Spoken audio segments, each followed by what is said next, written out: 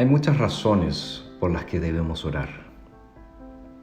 Sabemos que la oración es la voluntad de Dios para nosotros, pero también la oración es un medio de gracia, es decir, por medio de ella crecemos espiritualmente. Pero hay algo más. La oración es la manera que tenemos de reconocer que carecemos de todo y sabemos que Dios es la fuente de todo. En el ministerio y en la vida cristiana, la oración tiene un papel fundamental. La obra evangélica no va a avanzar por nuestros medios o por nuestras habilidades o por nuestras estrategias. No, la obra va a avanzar por medio de la oración. Y los apóstoles estaban conscientes de eso. Por eso Pablo, en su segunda carta a Timoteo, en el capítulo 2, exhorta a Timoteo y a la iglesia a perseverar en la oración. Timoteo había sido dejado por Pablo en Éfeso y Pablo le dio un encargo bien concreto. Combate la herejía. ¿Y cuál era esa herejía en Éfeso? Era una especie de judaísmo elitista y exclusivista, con énfasis en genealogías, mitos, una escatología realizada y el conocimiento que era solo para unos pocos iluminados.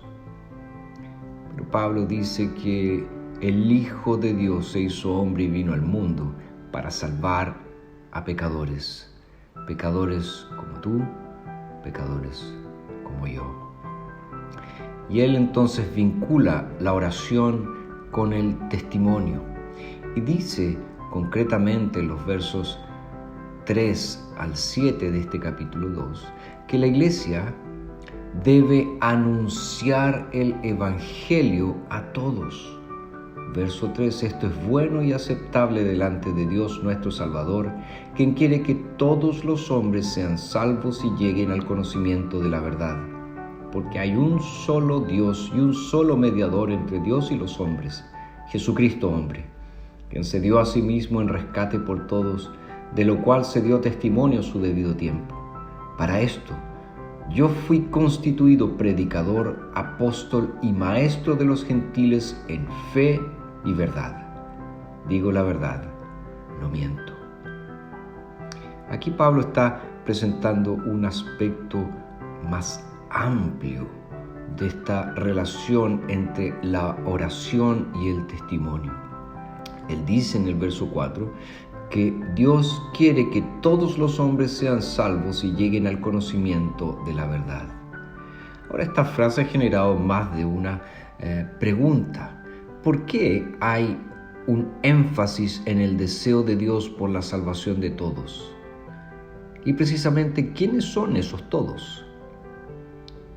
Ahora bien, es importante que no encajemos nuestra teología en el texto bíblico, sino más bien interpretemos la Biblia siguiendo ciertos principios claves, como el principio de la sola escritura, solamente la escritura, pero también el principio de tota scriptura, toda la escritura. Teniendo eso presente, es muy probable que la clave para entender este énfasis esté en la frase lleguen al conocimiento de la verdad. Si volvemos a recordar la herejía que existía en Éfeso, esta herejía exclusivista, elitista, es muy posible que lo que Pablo tiene en mente aquí es que existe un igual acceso a Dios, tanto para los judíos como para los gentiles, por medio de Jesucristo, es decir, todas las personas sin excepción. Por lo tanto, ya no hay barreras de separación. En Cristo hay un inclusivismo para todos aquellos que creen en Él para salvación. Y Pablo da 3 razones para este inclusivismo. En primer lugar, él dice, Dios, el Salvador, es uno. Verso 5, porque hay un solo Dios. La herejía exclusivista no se interesaba por la misión. Pero Pablo insiste en que Dios, el Salvador, quiere que todos los hombres sean salvos. Esa es su voluntad. Y un cristiano no puede desconocer ni dejar de practicar eso. Como Dios es uno, obviamente la salvación es una. La segunda razón que Pablo presenta aquí es que este inclusivismo está en armonía con la obra de Dios en Cristo. Verso 4, quien quiere que todos los hombres sean salvos y lleguen al conocimiento de la verdad, porque hay un solo Dios y un solo mediador entre Dios y los hombres, Jesucristo hombre, quien se dio a sí mismo en rescate por todos, de lo cual se dio testimonio a su debido tiempo. Es muy importante señalar que Pablo no está enseñando aquí el universalismo, es decir, que todos serán salvos, sino que está diciendo que el deseo, es decir, el querer de Dios, es que todos lleguen a ser salvos si responden favorablemente a la oferta del Evangelio. Por lo tanto, el deseo de Dios es la inclusión de judíos y gentiles, sin distinción. Y el énfasis aquí está en el acceso universal a la salvación de Dios por medio de la fe en Jesucristo. Y la tercera razón que vemos aquí de este inclusivismo en la misión es que excluir a los gentiles es contrario al ministerio que Pablo recibió del Señor. Verso 7. Para esto yo fui constituido predicador, apóstol y maestro de los gentiles en fe y verdad. Digo la verdad, no miento. Pablo termina diciendo que para que el deseo de Dios se realizara, él fue llamado a ser un predicador. Él fue llamado a ser un apóstol, maestro a los gentiles. Dios establece los fines y establece los medios también.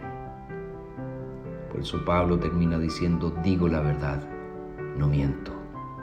Los falsos maestros, ellos sí mienten. Ellos tienen una fe fingida, una fe falsa. No son verdaderos, no son honestos. Pero Pablo dice, yo no sigo ese camino. Yo hablo la verdad de Dios. Y la verdad de Dios es que el Evangelio es para todos aquellos que creen en Cristo como Señor y Salvador. ¿Estás orando por la misión? Ora sin cesar por la misión. ¿Estás anunciando a Jesucristo? ¿Estás predicando el Evangelio a todos sin excepción?